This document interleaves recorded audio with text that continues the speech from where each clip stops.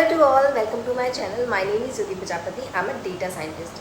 So recently भी मैंने जो वीडियो अपलोड की थी उस पर मुझे बहुत सारे कमेंट्स आ रहे थे जिसमें कि कुछ लोगों को डाउट्स था, तो उसी पे मैंने आज वीडियो बनाई है. सो जो भी डाउट्स थे वो सारे के सारे आज मैं क्लियर करूँगी. सो वीडियो को स्टार्ट करते हैं. अगर आप नए हैं चैनल पे तो आप चैनल सब्सक्राइब कर सकते हैं. सो सबसे पहला जो डाउट था वो है what is the cut off criteria for the Accenture exam. So cut off criteria अगर मैं बात करूं तो 75% अगर आप एग्ज़ाम में स्कोर करते हैं तो आपके चांसेस 100% हो जाते हैं सिलेक्शन के. जो आपका एग्ज़ाम है वो दो पार्ट में डिवाइड होता है, दो सेक्शन में डिवाइड होता है, cognitive assessment and technical assessment. Cognitive assessment again 3 parts में डिवाइड होता है आप लोगों का, reasoning ability and verbal ability, and third section होता है आपका न्यूमेरिकल एबिलिटी. हर एक सब सेक्शंस में अगर आप 70% या फिर 75% अगर आप स्कोर करते हैं तो आपका जो ओवरऑल जो हर एक सेक्शन का जो एवरेज निकल के आता है वो आप लोगों का 70 या 75% आपका निकल के आएगा, जिससे कि आपके जो चांसेस होते हैं सिलेक्शन के बहुत ज़्यादा बढ़ जाते हैं. तो वही अगर मैं बोलूँ कि अगर आप 75% सोच के चलेंगे तो तभी आप 70% स्कोर कर पाएंगे. 70% अगर आपने स्कोर किया है तो आपके चांसेस 90% हो जाते हैं सिलेक्शन के. अगर आपने 75% स्कोर किया है तो 100% आपका सिलेक्शन डेफिनेटली पक्का है. तो 75% ही आप सोच के चलिए माइंड में. सो ये कैसे आप स्कोर कर सकते हैं, जैसे कि वर्बल एबिलिटी में आपको अगेन सब सेक्शन के अंदर आपको अगेन क्वेश्चंस देखने को मिलते हैं. जैसे वर्बल एबिलिटी में आपको 17 क्वेश्चंस देखने को मिलेंगे. तो अगर आप उन 17 क्वेश्चंस में से अगर आप 13 क्वेश्चन या फिर 14 क्वेश्चन एकदम करेक्ट करते हैं तो आपके डेफिनेटली 70% या 75% आप स्कोर कर पाएंगे. तो जितने भी क्वेश्चंस हैं उसमें से ज़्यादा से ज़्यादा आपको क्वेश्चंस अटैम्प्ट करने हैं. माइंड में सोच के चलना है कि आपको 13 या 14% आपको करेक्ट अटैम्प्ट करने ही हैं. सेकेंड क्वेश्चन है सब्सक्राइबर का, I applied on this particular date, now how many days will it take to receive the exam link. So अगर आपने किसी पर्टिकुलर एक्सटेंशन में अगर आपने अप्लाई किया है किसी एक पर्टिकुलर डेट पे, so it is not fix कि आप कितने दिनों बाद आपको लिंक प्रोवाइड होगी.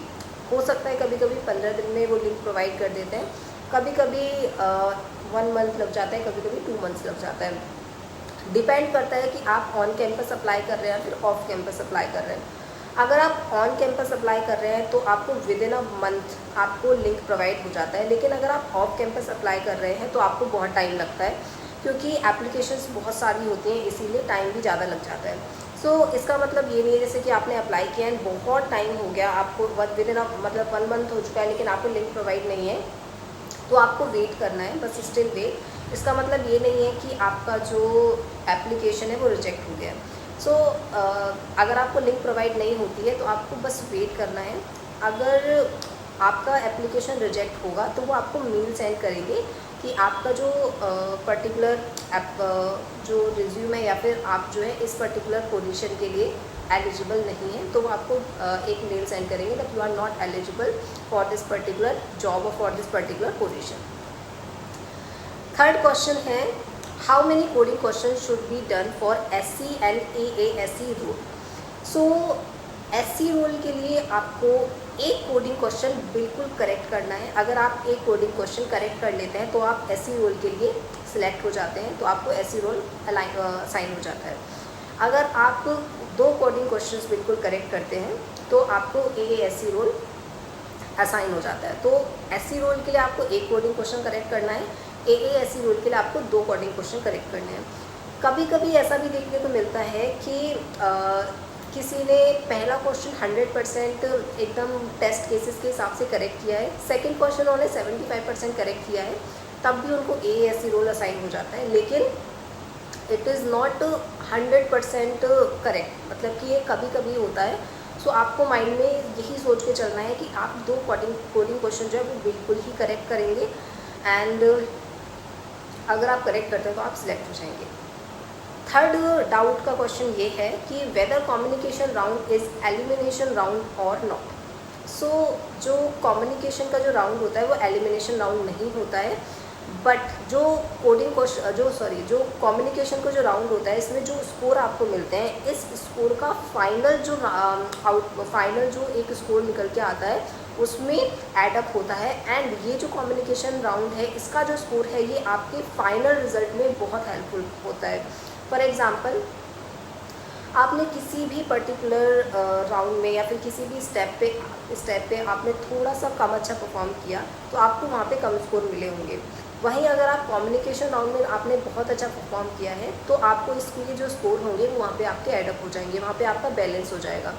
तो अगर आप कम्युनिकेशन राउंड को अच्छे से परफॉर्म करते हैं तो फाइनल आउटपुट आपका या फिर फाइनल स्कोर में आप बहुत अच्छा स्कोर कर सकते हैं, जिससे कि आपका सिलेक्शन प्रोसेस बहुत ज़्यादा हो जाता है।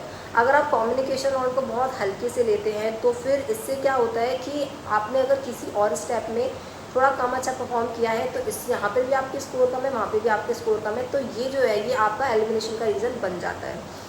कम्युनिकेशन राउंड को क्लियर करने के लिए नेक्स्ट वीडियो में अपलोड करने जा रही हूँ, तो आप वो देख सकते हैं। इसमें आप लोगों को आपकी जो रीडिंग स्किल्स है, लिसनिंग स्किल्स है एंड आपका जो बैकग्राउंड नॉइस है वो नहीं होना चाहिए, तो क्या क्या इस पर ध्यान देना चाहिए वो सारी इन्फॉर्मेशन होगी, तो आप वो देख सकते हैं। नेक्स्ट क्वेश्चन है, what is the ratio of hiring the people from Accenture. So देखिए, रेशो जो है वो फिक्स नहीं होता है। जैसे कि फॉर एग्जांपल 2023 में एक्सेंचर ने 500 पीपल्स को फॉर एग्जांपल हायर किया, तो ऐसा फिक्स नहीं है कि 2024 में वो इतना ही करेंगे। कंपनी में जितने एम्प्लॉयज़ की रिक्वायरमेंट होगी उसी के हिसाब से पर्टिकुलर पीपल्स को हायर किया जाता है।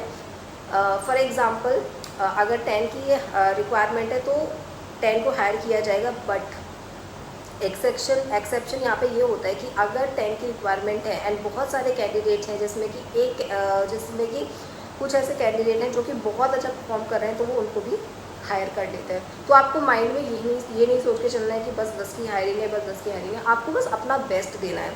आप जो भी जिस भी राउंड में प्रिपेयर कर रहे हैं, आपको हर एक राउंड बहुत अच्छे से देना है। अगर आपका पहला राउंड क्लियर हो गया है, सेकेंड राउंड क्लियर हो गया है, तो भी आपको थर्ड राउंड में उतनी ही एफर्ट डालनी है, आपको उतना ही अच्छे से प्रिपेयर करना है, उतनी ही अच्छे से आपको वो राउंड क्लियर करना है। सो अगर आपके पास और कोई डाउट्स होते हैं तो वो भी आप मुझे कमेंट में मेंशन करके बता सकते हैं। So thanks for watching.